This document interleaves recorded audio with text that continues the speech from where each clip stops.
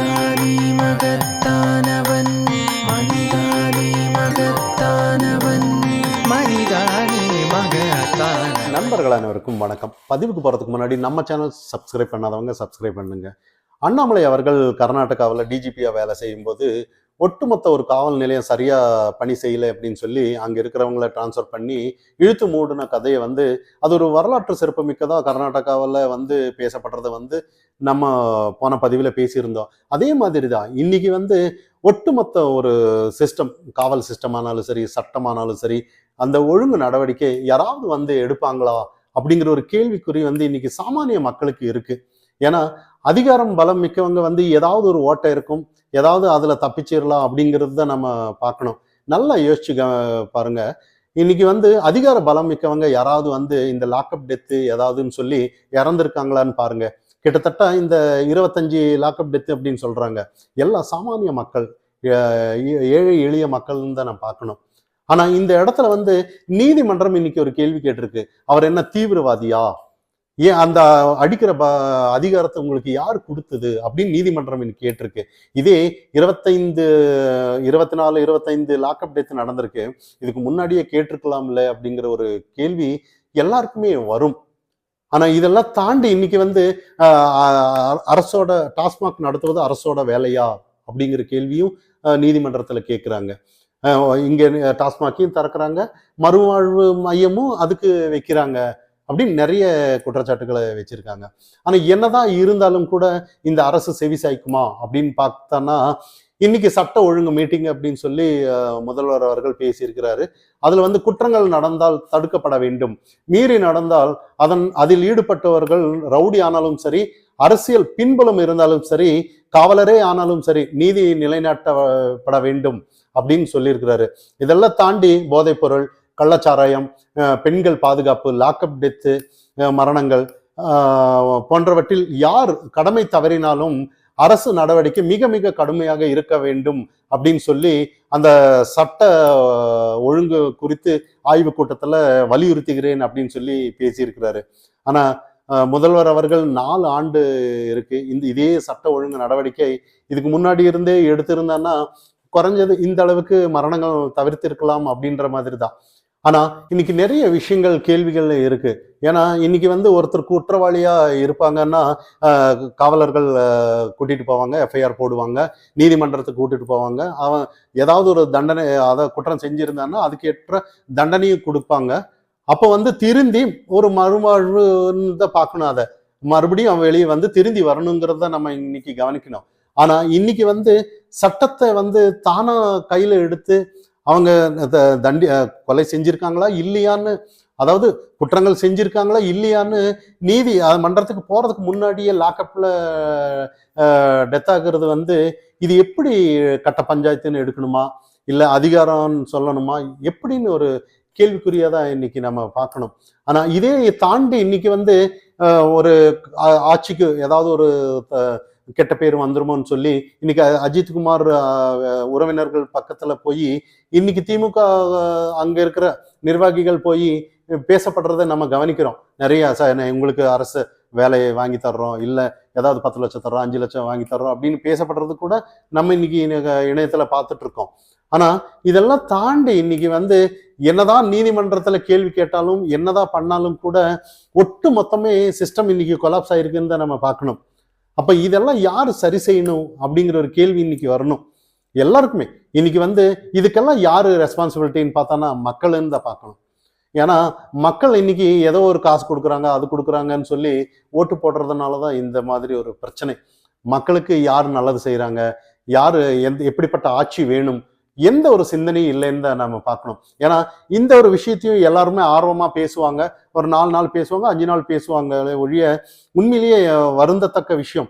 ஏன்னா ஒரு நபர் அடிச்சு துன்புறுத்தி தப்பு செஞ்சிருக்காங்களா இல்லையான்னு சொல்லி நீதிமன்றத்துக்கே இன்னும் போகல. என் லாக்அப்ல டெத் ஆகுறதும், அதுவும் லாக்அப்ல டெத் ஆகினாலும் பரவாயில்ல, அதுவும் ஒரு தனி எஃப்ஐஆர் போடாம வெளியில போய் இதெல்லாம் எப்படிப்பட்ட மனநிலைன்னு பார்க்கணும். இது சட்டமா, இது சட்ட ஒழுங்கா, இல்லை இந்த சட்ட காவலர்களே கொலை செஞ்சிட்டாங்களா அப்படிங்கிற நிறைய கேள்விகள் இன்னைக்கு நிறைய பேர் கேள்வி கேட்டுட்டு இருக்காங்க இன்னைக்கு. மனித உரிமை ஆணையம் அப்படின்னு சொல்லி இதுக்கு முன்னாடி, அதாவது அதிமுக ஆட்சியில எல்லாம் நிறைய பேர் வந்துட்டு இருந்தாங்க. அவங்க எல்லாம் அந்த அளவுக்கு குரல் கொடுத்துட்டு இருந்தாங்க. இதெல்லாம் ஏன் தானா முன் வந்து ஏன் அவங்க விசாரிக்கல? நிறைய இன்னைக்கு மக்களிடையே நிறைய கேள்வி இருக்கிறத நம்ம கவனிக்கிறோம். இதை தாண்டி இன்னைக்கு வந்து எதிர்க்கட்சியா இன்னைக்கு யாரு அதிமுகவும் பாஜக எல்லாம் இருக்காங்கன்னு கூட உண்மையிலேயே யதார்த்தமா நம்ம பேசப்பட வேண்டிய விஷயம் என்னன்னா, அந்த அளவுக்கு ஆக்கப்பூர்வமா ஆக்டிவ் இல்லைன்னு தான் நம்ம பார்க்கணும். ஏன்னா எதிர்க்கட்சியா இப்ப வந்து எல்லாம் அரசியல் செய்யணும்னு முடிவாச்சு இன்னைக்கு.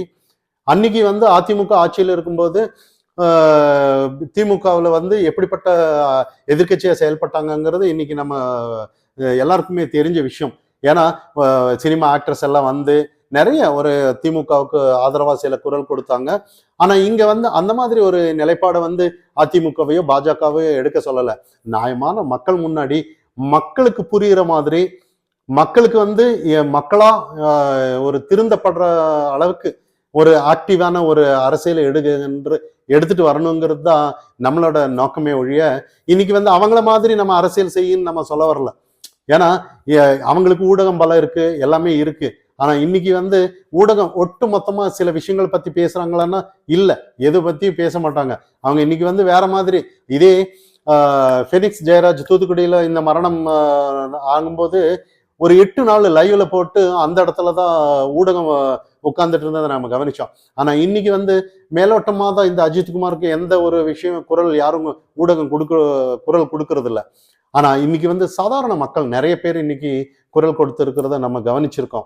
உண்மையே பாராட்டத்தக்க விஷயம் தான். ஆனா இதுக்கு அப்புறமும் இந்த மாதிரி லாக்அப் டெத் நடக்காம இருக்கிறதுக்கு ஒட்டுமொத்த மக்களும் இன்னைக்கு கொந்தளிச்சிட்டு இருக்காங்கிறத நம்ம கவனிக்கிறோம்.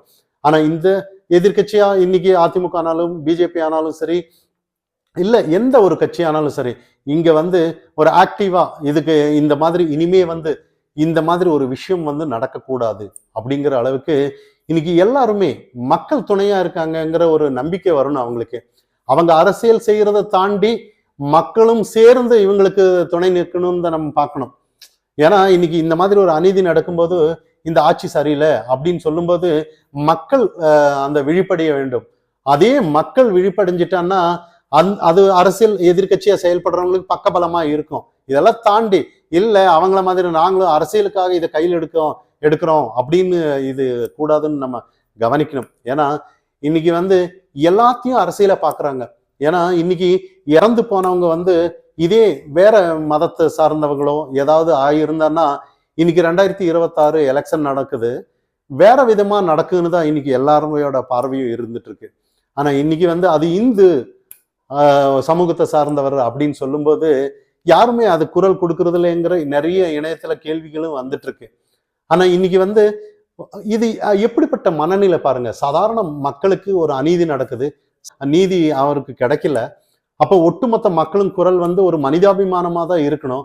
ஆனா இங்க வந்து அப்படி இல்லைன்னு தான் பார்க்கப்படணும். இது வந்து வேற்று மதமா இருந்தா ஒரு மாதிரி, இல்ல இந்து மதமா இருந்தா வேற மாதிரின்னு மக்கள் மனதுல ஆழமா பதிஞ்சிருக்குன்னு நம்ம பார்க்கணும். இதெல்லாம் தாண்டி ஒட்டுமொத்த மக்களுக்கான ஒரு அரசு எப்ப வரும்னு பார்த்தானா உண்மையிலேயே கண்டிப்பா கூடிய விரைவில் கண்டிப்பா வரும். ஏன்னா இன்னைக்கு எல்லாமே தோல்விதான் பார்க்கணும். இன்னைக்கு இந்த அரசுக்கு வந்து எல்லாமே தோல்விதான். ஏன்னா இதை மூடி மறைக்கவே முடியாது. ஏன்னா சிபிஐக்கு இப்பதான் கொடுத்துருக்காங்க.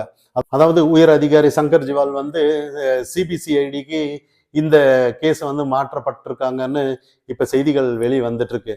ஆனா ஒட்டு மொத்தமா இதுக்கு முன்னாடி எல்லாம் கொடுத்திருந்தான்னா ஒரு நீதி நிலைநாட்டப்பட்டிருக்கும் அப்படின்னு தான் நம்ம முதல்வருக்கு நம்ம கோரிக்கை வைக்கிறோம். ஆனா இதெல்லாம் தாண்டி 4 வருஷம் முடியும் போது 5வது வருஷம் அடி எடுத்து வைக்கும்போது இந்த மாதிரி சட்டம் ஒழுங்கு பத்தி இப்ப விசாரணை வச்சு இப்ப அதுக்கு ஒரு மீட்டிங் வச்சு இப்ப பேசப்படுறது வந்து மக்களிடையே அதிருப்தி தான் போகுமே ஒழிய நல்ல ஆட்சிக்கு உகந்ததா அப்படிங்கிற ஒரு கேள்வி மக்களிடையே கேட்பாங்களே ஒழிய இந்த 4 வருஷத்துல ஏதாவது செஞ்சதை என்ன ஏதுன்னு ஒவ்வொருத்தருக்கும் இப்போ 4 வருஷமா செய்யல 5வது வருஷம் தான் செய்யறீங்களா அப்படிங்கிற ஒரு கேள்வி ஒட்டுமொத்த தமிழக மக்களுக்கும் இது வரும். திமுகவுக்கு எதிராக அண்ணாமலை அவர்கள் வந்து எப்படிப்பட்ட ஆக்டிவ் பாலிடிக்ஸ் செஞ்சாருங்கிறது இன்னைக்கு தமிழகம் முழுக்க எல்லாருக்கும் தெரியும்.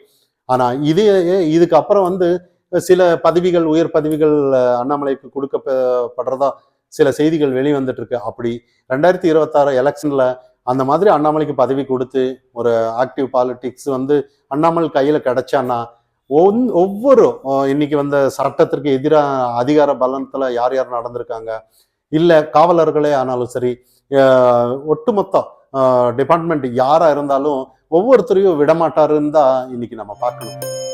மனிதானி மகத்தானவன், மனிதானி மகத்தானவன், மனிதானி மகத்தானவன்.